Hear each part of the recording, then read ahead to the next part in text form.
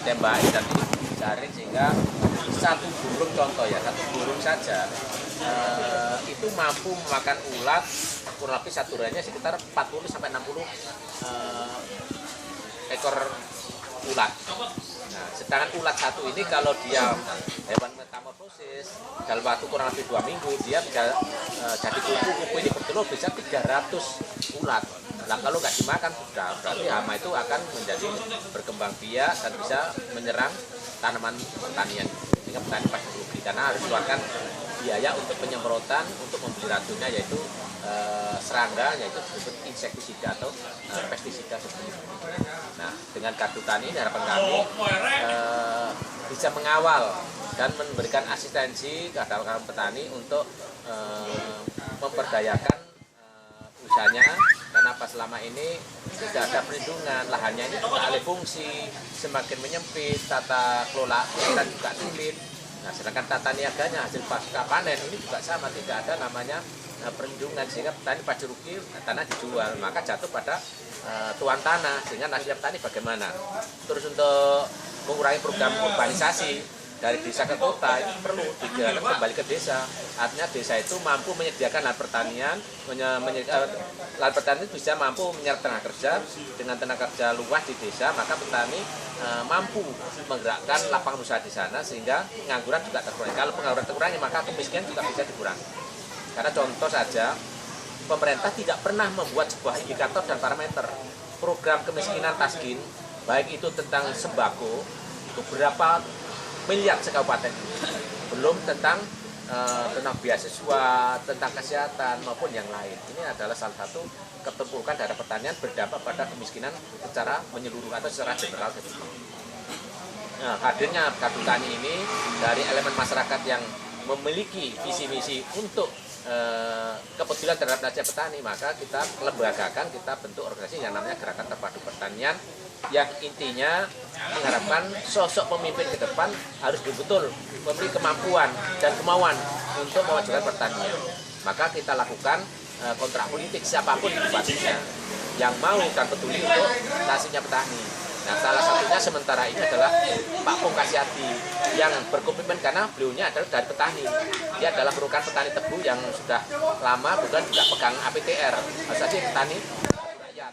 Ini harapan kami, siapapun nanti yang terpilih betul-betul memiliki komitmen memajukan pertanian. Kenapa?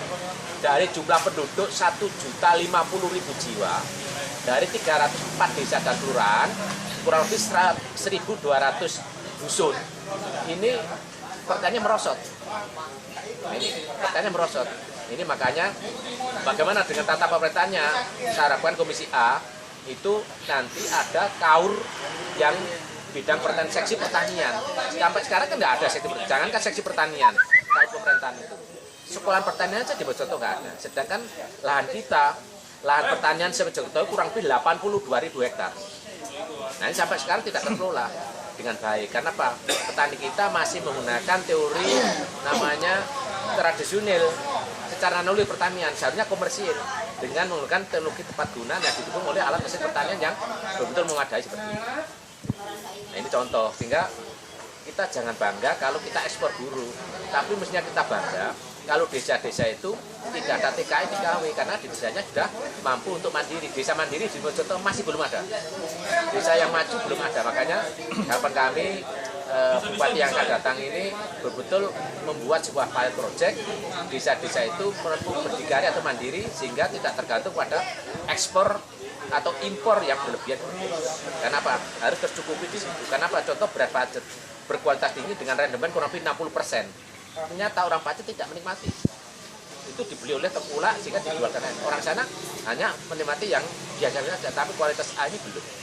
Beras pacet ini handal. Tapi kenapa? Pemerintah belum membuat proteksi atau membuat unggulan di sana.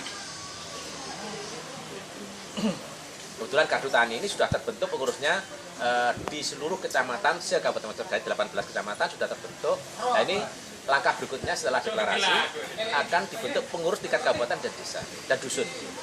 seperti itu. Sehingga harapan kami menyentuh, karena apa? Kelompok tani itu ada di dusun, maka gardu tani bisa mendampingi kelompok tani di tingkat paling bawah, yaitu di grassroots atau di dusun. Tidak, kenapa? Karena PPL sebagai penyuluh pertanian lapangan yang sekarang THL tenaga lepas harian itu tidak melakukan tugasnya dengan baik, tidak menyuluh dengan baik, karena dia tidak memiliki kemampuan. PPL dimanapun di Mojokerto ini tidak ada yang mampu, jangankan PPL-nya, dinas pertanian aja, kabinetnya pertanian kemarin juga sama, tidak mampu mengelola subdin tentang pertanian ini. Kami sudah komunikasi, ternyata tidak paham dengan tupoksi. Makanya harapan kami Pak Bupati ini yang sekarang mau meletakkan jabatan fungsional ini dengan benar, bukan atas like, tapi kemudian merupakan sebagai profesional daripada jabatan. Istilahnya jabatan itu adalah amanah, yang kedua harus linear dengan pendidikannya. Kalau edukasinya secara hukum, jangan taruh pertanian, maka pertanian tidak akan jalan. Ada lagi. Berarti ini lokal untuk Mojokerto. Ya, tapi kita berarti maksud saya gini, nanti dalam pekerjaan di lapangan kan selama ini kan ada banyak organisasi pertanian, ada Kopassus, ada KTI, ada banyak kelompok tani yang tentunya. Nanti di sisi mana yang mau diambil? Kalau organisasi massa atau organisasi pertanian ada HKT itu adalah merupakan on the board dari Partai Golkar. Dulu itu HKT adalah dibentuk oleh Golkar. Kalau dulu zaman Bung Karno ada namanya Pertani, Persatuan Tani Nasional Indonesia. Golkar ada HKT, Himpunan Tani Nasional Indonesia, Himpunan Kerukunan Tani Indonesia. Terus ada lagi Pertanu, Persatuan Tani Nasional NU itu. Kita tidak berafiliasi dengan partai politik manapun. Kita independen, sehingga dari, oleh, dan untuk petani yang dibentuk pun sama. Anda juga bisa melihat dari, oleh, dan untuk mereka. Kita tidak ada namanya background itu yang kita diskriminasikan partai A atau B. Kita semua murni pure masyarakat. Kalau dia mau incannya bergabung kebetulan ikut partai, itu hanya hak politiknya. Tapi kita mengambilnya bukan dimensi politik, tapi personifikasi dari orang ke orang, man to man-nya kita ambil di situ. Nah, sehingga semangatnya dari, oleh, dan untuk mereka. Independen, kita bukan dependen. Kalau kita dependen, maka kita tidak jalan. Kalau tanpa dana kita tidak, dari, oleh, dan mereka, sehingga kita bisa katakanlah Anda lihat sendiri, kita swadana sehingga tidak tergantung pada siapapun, sehingga kita tidak ada namanya beban tanggung jawab. Kita hanya bertanggung dari diri kita dan secara organisasi kepada masyarakat. Cukup.